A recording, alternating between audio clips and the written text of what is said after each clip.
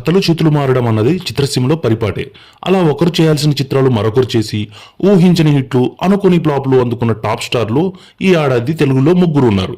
మరి వాళ్ళు తమ దగ్గరకు వచ్చిన కథలు వదులుకోకుండా ఎవరి సినిమా వాళ్ళు చేసుంటే ఆ పాత్రల ఫస్ట్ లుక్లు ఎలా ఉండేవో ఈ వీడియోలో ఒకసారి చూసేద్దాం.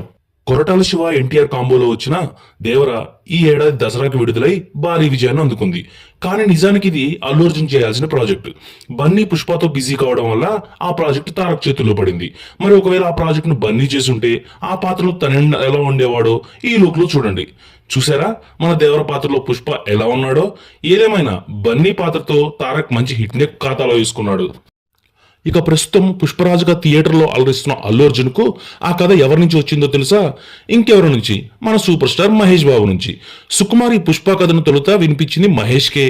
అయితే పుష్పరాజు లుక్ విషయంలో మహేష్ బాబు కొన్ని మార్పులు సూచించడం, అవి సుక్కుకు నచ్చకపోవడం ఆ ప్రాజెక్ట్ చేతులు మారి బన్నీ వద్దకు చేరింది. కట్ చేస్తే ఇప్పుడు ఆ పుష్పరాజు పాత్రతో అల్లు అర్జున్ చూపిస్తున్న వైల్డ్ ఫైర్ ఎలా ఉందో బాక్స్ ఆఫీస్ లెక్కలే నిదర్శనంగా నిలుస్తున్నాయి. మరి ఒకవేళ ఆ పుష్పరాజు పాత్రను మహేష్ చేసుంటే లుక్ ఎలా ఉండేదనుకుంటున్నారు? ఇదిగో ఇలా ఉండేదన్నమాట. ఎలా ఉంది? అదిరిపోయింది కదా. మరి ఈ ఏడాది సంక్రాంతికి గుంటూరు కారంతో మహేష్ అందుకున్న ఫ్లాప్ నిజానికి ఎవరి ఖాతాలో పడాల్సిందో తెలుసా? ఇంకెవరు? మన ఎన్టీఆర్కే. ఎందుకంటే త్రివిక్రమ్ ఈ కథను తొలుత తారక్తోనే చేయాలనుకున్నాడు.